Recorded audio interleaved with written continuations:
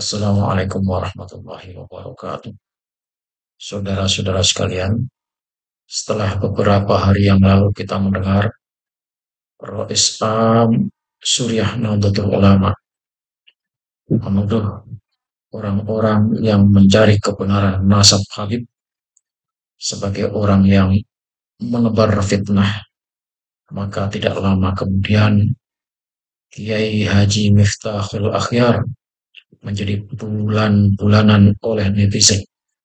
Satu demi satu jejak digitalnya mulai dibuka dan dikuliti. Banyak santri yang langsung menjawab dan tidak sedikit orang yang mengecam dengan keras.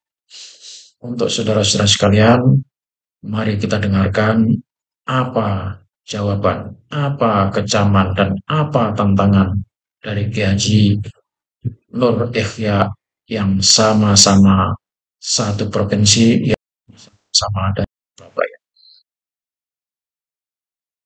Assalamualaikum warahmatullahi wabarakatuh. Bismillah, alhamdulillah.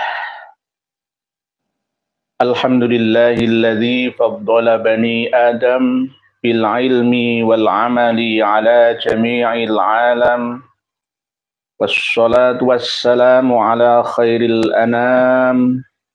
Sayyidina Muhammadin sayyidil arabi wal ajam wa ala alihi wa ashabihi nabi'il ulumi wal hikam. Qala Allah ta'ala fi kitabihil karim wa ad'u bihi rabbi shrah li sadri wa yassir li amri wahlul 'uqdatam min lisani yafqahu qawli amin amma ba'd. Saudara-saudariku semuanya yang berada di mana-mana di seluruh dunia yang berbahagia. Alhamdulillah kita masih diberi kesempatan oleh Allah untuk bisa menambah ilmu pengetahuan kita untuk menguatkan kualitas ibadah kita kepada Sang Pencipta. Semoga niat baik kita bersama dalam berinteraksi, bersilaturahmi, berkomunikasi via channel ini dapat membawa maslahah, manfaah terhadap diri kita dan keluarga kita, sehingga menambah kebahagiaan kita di sini dan nanti, di dunia sampai di akhirat kita nanti. Pada kesempatan yang penuh dengan kebahagiaan ini sesuai dengan tema, yaitu meluruskan pidato, ucapan, ungkapan, tausiah, wasiah dari beliau Romo Kiai Haji Miftahul Akhyar yang sangat saya muliakan, tetangga saya sendiri di Surabaya. Beliau adalah mantan Ketua Umum MUI dan sekarang menjadi Ketua Umum Rois Am atau Suriah Nahdlatul Ulama periode 2021 sampai 2026 yang akan datang. Beliau adalah seorang pengasuh pondok pesantren Miftahus Sunnah. Miftah berarti mengambil nama awal beliau, Miftahul Akhyar, artinya adalah kunci dari orang-orang terpilih. Miftahul Akhyar itulah pondok pesantrennya bernama Miftahus Sunnah, kunci alat untuk membuka pemahaman tentang sunnah-sunnah Nabi atau faham ahlus sunnah wal jamaah, mungkin seperti itu. Berada di Jalan Kedung Tarukan nomor 100, daerah Pacar Kembang, Ambak Sari, Surabaya. Dengan rumah saya antara puluhan kilometer lah. Ya, tetangga dekat saya sebenarnya. Tapi beliau lebih terkenal dan saya ya terkenal di dunia lain. Tetangga saya sendiri. Jadi alhamdulillah beliau telah memberi suasana kita untuk tambah meyakinkan orang-orang yang belum yakin, menambah pengertian pemahaman orang yang belum paham, belum ngerti, supaya mengerti. Tentang apa ini ya? Tentang seperti yang telah disampaikan oleh beliau.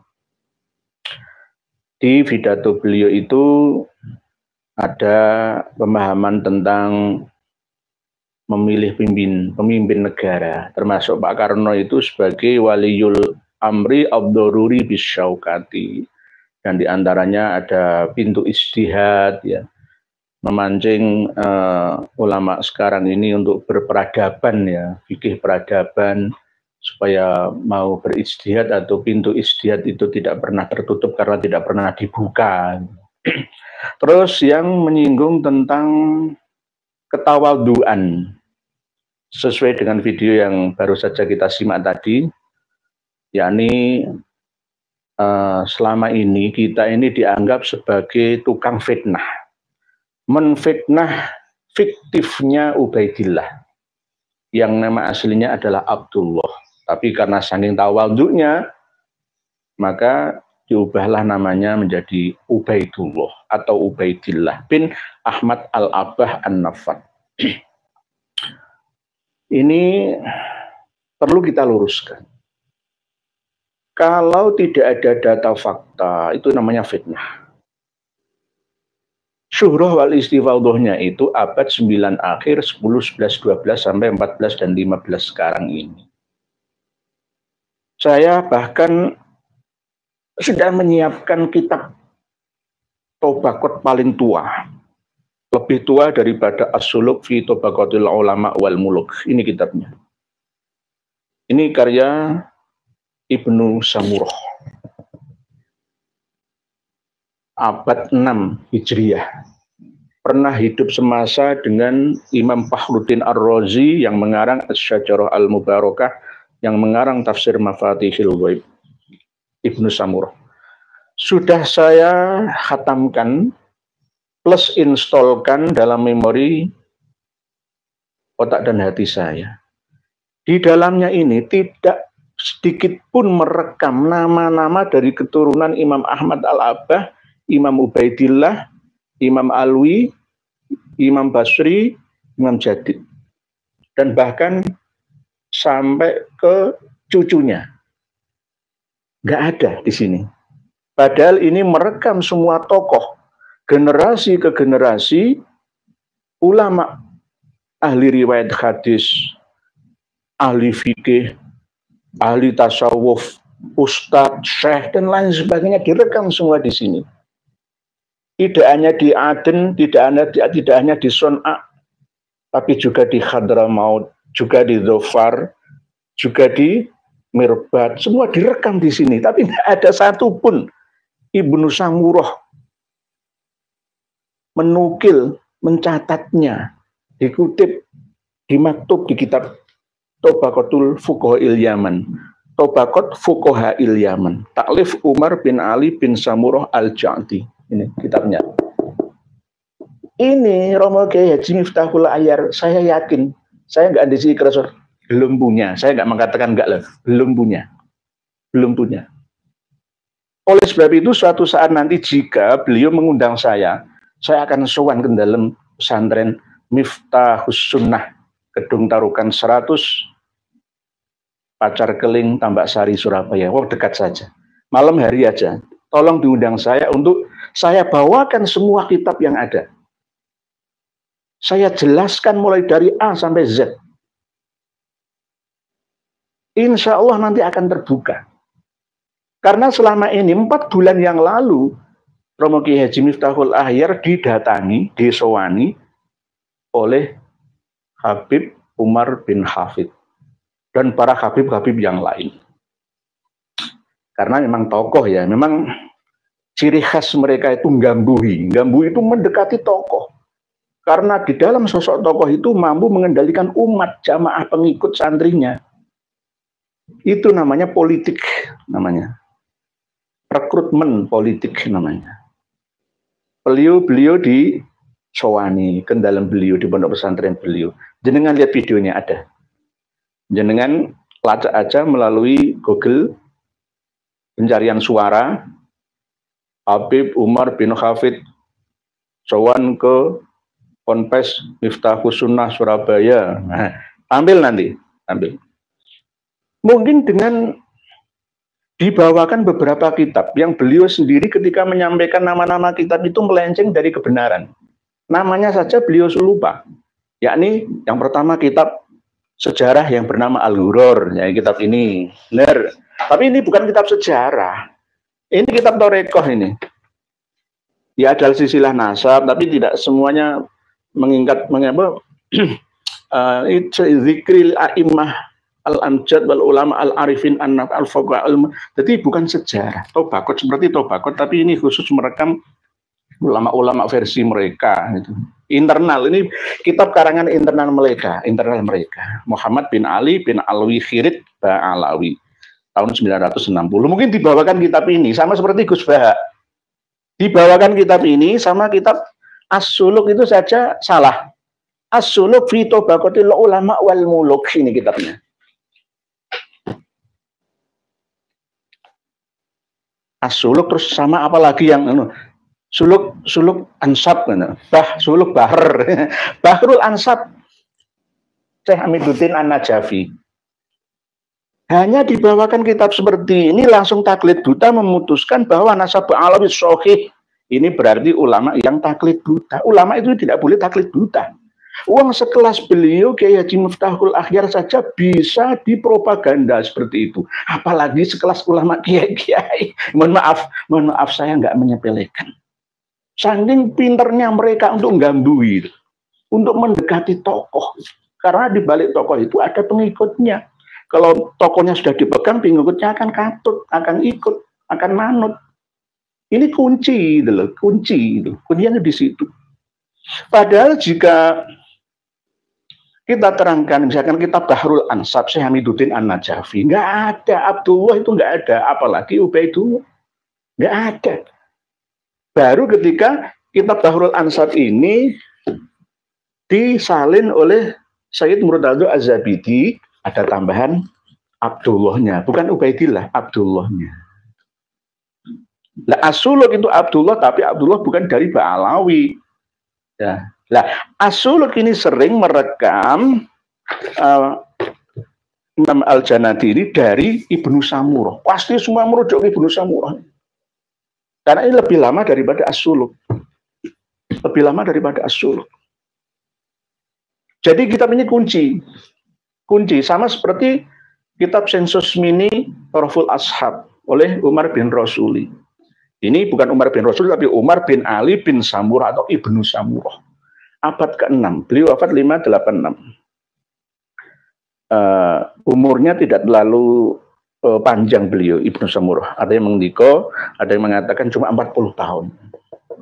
Setelah mengarang kitab ini selesai, beliau tidak diketahui di mana lagi, ada yang mengatakan seperti itu. Tapi Imam Al-Janadi merekamnya wafat sekitar antara tahun 586 Hijriyah. Ini Tobakot Fuqaha Yaman, generasi ke generasi orang-orang cerdas, ahli fikih, ahli hadis, semua terekam di sini. Tapi nggak ada satupun dari Ba'alawi yang disebutkan di sini. Pada tahun-tahun itu Ba'alawi sudah banyak. Imam Ahmad Al-Abah wafat 345 Hijriyah sampai 586 itu antara 200 tahun lebih. 200 tahun lebih itu berarti kan generasinya sudah banyak. Tidak hanya di Tarim, tidak hanya di Hadramaut, ya tidak hanya di Husayyisah, sudah terekam semua harusnya. Tapi nggak ada di sini. Begitu juga ketika Romo Yai Miftahul Akhyar menyebutkan bahwa jasanya Ba'alawi itu sangat besar terhadap umat Islam Indonesia, itu salah, Yai. Keliru. Tidak semuanya, ada tapi sedikit saja. Di antaranya yang jenengan sampaikan, panjenengan Ibu Romo Kiai Haji Miftahul Akhyar, yang sangat saya muliakan, sangat saya tawadhu'i, taati. Syekh Murtadho Az-Zabidi itu bukan Ba'alawi, tapi jenengan memahaminya Ba'alawi. Ini kitabnya Ar-Raddul Jali, Fi Nasabi Bani Alawi. Beliau bukan Ba'alawi.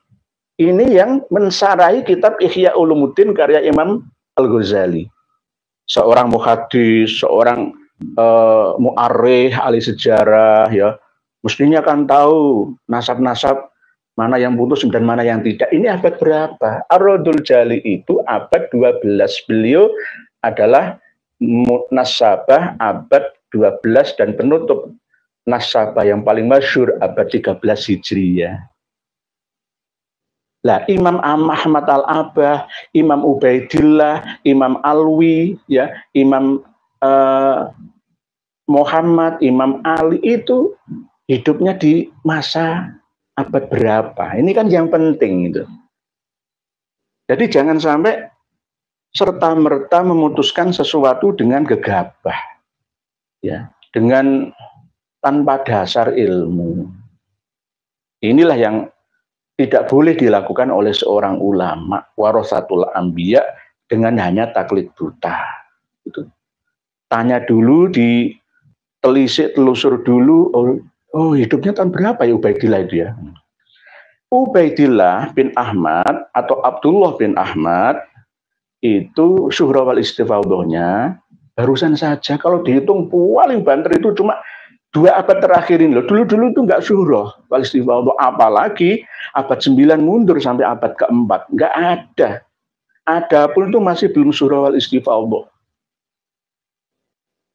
Jadi Syekh Murtadha Az-Zabidi itu bukan Alawi yang versi Ba'alawi, tetapi Alawi versi keturunan Sayyidina Ali karramallahu wajhah. Beliau Syekh Murtadha Az-Zabidi ini wafat tahun 1205 Hijriah alias masuk ke abad 13. Oke lah, kitab ini dikarang abad 12 akhir 1290-an sebelum beliau sakit. Tetapi ini saya bacakan bahwa beliau itu bukan Ba'alawi. Ini ya, beliau nama aslinya adalah Muhammad bin Ahmad Al-Mukhtafi bin Isa Mu'addimul Asbal bin Zaid bin Ali Zainal Abidin bin Imam Abi Abdillah Al-Husain. Beliau aslinya dari Wasit, Irak, dilahirkan di Baljirom. Nah, ini jadi beda, pemahamannya itu beda. Syekh Murtadha Az-Zabidi bukan Ba'alawi. Dan kitab karangan beliau ini pun saya masih meragukan. Sampai sekarang ini saya masih memburu manuskrip aslinya dari Mesir, Ar-Raddul Jali itu. Yang katanya Habib Alwi bin Thohir Al-Khaddad menyurati temannya yang ada di Mesir untuk mencari manuskrip aslinya ini. Karena saya juga ragu, apakah benar-benar asli ini karya Syekh Murtadha Az-Zabidi atau tidak. Jika saya melihat kualitas, ya, yang tercetak di sini itu saya kurang percaya. Mohon maaf, karena apa? Ada kesalahan fatal. 5 poin yang ada di sini. Yang saya itu kurang percaya ini benar-benar karya dari Syekh Murtadha Az-Zabidi yang begitu alim dan alamah. Termasuk tentang Mus'ab Az-Zubairi dalam kitab Nasab Quraisy yang mengatakan bahwa termasuk diantaranya adalah Al-Bukhari dalam kitab Sirrus Silsilah yang mengatakan bahwa anaknya Imam Ahmad itu ada 2, Muhammad dan Abdullah. Lewang Imam Ahmad Al-Abah belum lahir, Mus'ab Az-Zubairi itu sudah meninggal. Misalkan kama kola Ibnu Samurah, misalkan Ibnu Samurah kitabnya mana? Di sini nggak ada keterangannya. Misalkan di Al-Ubaidili mengatakan bahwa Hajar Asy-Syarif Ahmad wa ma'ahu akribauhu minal Basrah ilal Masyriq, misalkan. Kitabnya mana? Nggak ada. Hanya sekedar mencantolkan bahwa Syekh Syaraf Al-Ubaidili mengatakan ini, mengatakan itu, tapi beliau itu katanya ada 10.000 lembar kitab selain Tahdhibul Ansab yang belum dibukukan. Nah, tapi mana kitabnya? Katanya ada lagi manuskrip Ibnu Samurah, mana kitabnya yang asli Ibnu Samurah, tinggalannya itu ini. Yang lainnya nggak ada yang menerangkan tentang Ba'alawi, itu nggak ada. Oleh sebab itu pentingnya kita untuk belajar bersama, karena zamannya sudah beda. Seorang profesor, seorang dokter, lulusan S1 sekalipun ya harus mau belajar lagi sekarang ini, karena orang itu akan tajam pada bidangnya dan akan tumbul selain bidangnya. Tidak ada manusia sempurna menguasai semua fan keilmuan yang ada. Oleh sebab itu pentingnya kita untuk saling berbagi bersama. Sama seperti channel ini, intinya kita itu berbagi informasi gitu. Nggak ada yang menggurui gitu. Saling menasihati satu sama lain. Gitu. Jadi jangan sampai orang yang belum paham dan tidak mau paham itu ngejudge saya, justice saya bahwa saya ini orang yang begini-begini. Ya terserah, itu hak ya. Tapi tolong ayo belajar kembali open minded, jangan close minded. Pemahaman pemikiran terbuka dalam masalah furu'iyah. Jangan saklek, titik, berhenti. Gunanya kita dikaruniai oleh ilahi Rabbi akal sehat, akal yang sempurna ini untuk apa? Oleh sebab itu, Hadratus Syekh Kiai Haji Miftahul Arya ingkang kula hormati, apa yang panjenengan sampaikan itu sebenarnya tidak adil dan bijaksana. Di satu sisi ketika Nahdlatul Ulama dihina-hina, kiai direndahkan, dilecehkan, panjenengan diam saja. Ketika mereka mendatangi sowan panjenengan, mengambil hati panjenengan, jenengan terima. Ini namanya menginjak bawahan, ngatok ke atasan. Ini yang tidak diperbolehkan. Mohon maaf, sekali lagi mohon dimaafkan. Saya yang bodoh, yang jahat, yang banyak dosanya ini. Mohon saya dimaafkan bila saya kurang mengatakan yang kurang berkenan kepada panjenengan. Karena apa? Ini demi kemaslahatan umat. Khususnya warga Nahdliyin. Saya seorang Nahdliyin sejak sebelum lahir. Sejak sebelum lahir saya seorang Nahdliyin, dibancai abah ibu saya. Ono tingkepan, ono selapanan. Sunatan saya dibuancai, semua dibuancai, wong apa yang digawe dibuancai, semua buancaan. Lah nanti harusnya di abad yang kedua ini NU semakin maju melesat pesat menjelajah seluruh planet bumi ini, bahkan di luar bumi, luar angkasa raya ini. Tapi jangan sampai malah justru mundur ke belakang lagi. Khususnya masalah pernasaban ini. Tidak ada kata fitnah, saya menfitnah Ubaidillah, Abdullah. Dosa besar. Dosa besar. Saya ini dan teman-teman termasuk Kiai Jimaduddin Utsman yang membuka kunci pertama, kerannya terbuka itu Gus Aziz Jazuli, Said Muhsin, didukung KRT Fakih Wiradiningrat, tokoh-tokoh DNA, ahli DNA, profesor kimia, termasuk Gus Fuad, ya, Gus Kori, Said Abbas, dan sebagainya. Semuanya, tidak hanya saya, tidak hanya mereka, tapi panjenengan semua yang ikut serta berjuang dalam rangka mencerdaskan bangsa. Mengingatkan yang salah, meluruskan yang kurang lurus.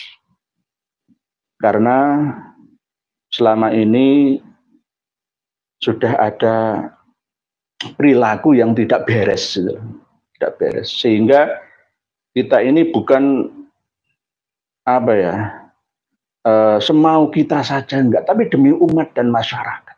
Mau dibawa kemana umat dan masyarakat ini? Dan kami tidak memiliki tendensi apa-apa. Di belakang saya ada apa? Enggak ada apa-apa, enggak ada siapa-siapa. Tidak ada partai manapun, tidak ada capres-cawapres siapapun atau organisasi yang enggak, demi umat dan masyarakat. Saya buka semua data-data yang kami miliki ini supaya diketahui bersama, karena katimul ilmi mal'unun, sabda Rasulullah Shallallahu Alaihi Wasallam, orang yang menyembunyikan ilmu itu akan dilaknat hidupnya, dunia sampai di akhiratnya. Oleh sebab itu harus saya sampaikan walaupun pahit rasanya. Karena ini sebuah kebenaran gitu loh. Kebenaran yang harus disampaikan. Mungkin begitulah. Beginilah yang dapat saya sampaikan untuk panjenengan Hadratus Syekh Kiai Haji Miftahul Akhyar. Tidak hanya beliau, mungkin Kiai Haji Yahya Khalil Stakuf, itu juga Gus Fahrul Razi Bulu Lawang Malang. Begitu juga semuanya. Ayo duduk bersama, undang kami secara resmi, kami akan datang. 3 hari 3 malam siap saya. Yang undang PBNU, oh siap saya. Siap. Sangat-sangat siap. Jangan kosongan, harus bawa buktinya. Saya bawa buktinya. Kenapa saya kok tidak mempublik langsung pesantren saya, santri saya, rumahnya, domisnya di mana? Nanti didatangi Habib, saya leleh. Hati saya disogok 100 juta, diam Ustadz, nggak perlu keluar lagi, nggak perlu fitnah lagi. Dan kamu cari di YouTube itu apa? Uang, kamu kan YouTuber kan, cari uang kan, cek atau uang tunai. Diam saya. Diam saya. Ini yang saya hindari, saya tidak mau. Bukan tendensi saya. Bukan tujuan saya. Bukan tujuan saya. Yang saya bela adalah umat dan masyarakat generasi yang akan datang. Dan saat ini. Sampai saat nanti. Ini yang kami perjuangkan. Bukan karena apa-apa. Atau karena siapa-siapa. Tapi lillahi ta'ala. Mungkin itu yang dapat saya sampaikan. Selanjutnya kita akan interaksi dengan panjenengan. Yang nulis, yang nonton ini langsung ribuan ini, alhamdulillah, karena judulnya judul yang sangat menarik. Nah, ini mohon maaf, ini saya membacanya rada cepat sebab ini tulisannya sudah ada ribuan yang masuk supaya komanan gitu. Berikutnya, Nur Indonesia setia menunggu Raden Kiai, siap. Nur Indonesia, Holland TV, anak beliau mondok di salah satu pondok Habib Pak Yai. Saya belum dapat informasi pastinya Pak Kiai Holland TV. Tapi ada selentingan memang begitu gitu loh. Ada mbah mantunya, mbah anaknya. Beliau Kiai Haji Miftahul Akhyar itu putra-putrinya ada 11, ke-11. Karena ayahnya sendiri juga pengasuh pondok pesantren di Rangkah. Surabaya itu ada yang salah loh ya. Kalau salah bisa fatal loh ya. Rangkah, Krukah dan Karah itu beda. Jaraknya jauh-jauh. Rangkah, Krukah, dan Karah. Lah ini pondok pesantren Tahsinul Akhlak milik abah beliau Kiai Haji Miftahul Akhyar. Jadi abah beliau itu juga putra putrinya ada 13. Romo Kiai Haji Miftahul Akhyar itu anak yang ke-9 dari 13 bersaudara. Lah pernah ditanya oleh para santri pada waktu itu, Romo Kiai Haji Miftahul Akhyar itu istrinya cuma 1, tapi anaknya sampai 11. Ditanya, kok bisa seperti itu, Yai? Lah kalau istrinya 4 itu ya wajar anak 11 ya, tapi ya jawabannya gampang. Kiai itu nggak bisa kemana-mana, ngurusi umat dan ngurusi santri, nggak bisa bertamasya, jalan-jalan ke mall, jalan-jalan ke Bonbin, jalan-jalan ke gunung, ke villa, itu nggak bisa ya. Hiburannya cuma istrinya, akhirnya jadi anak banyak itu. Guyonan seperti itu. Tapi saya usahakan, anak saya kan 6 ini ya, tapi saya tidak akan meninggalkan ya bagian dari hidup saya, termasuk bahagia. Ya ke restoran kalau ada uang dari hasil yang halal, oke. Jalan-jalan ke tamasya, laut, pantai, gunung, ya kebun, sawah, tambak, mall dan lain sebagainya, itu nggak apa-apa, itu fasilitas dan halal. Jangan mengharamkan yang dihalalkan oleh Allah dan jangan mengharamkan yang dihalalkan oleh Allah. Jadi mungkin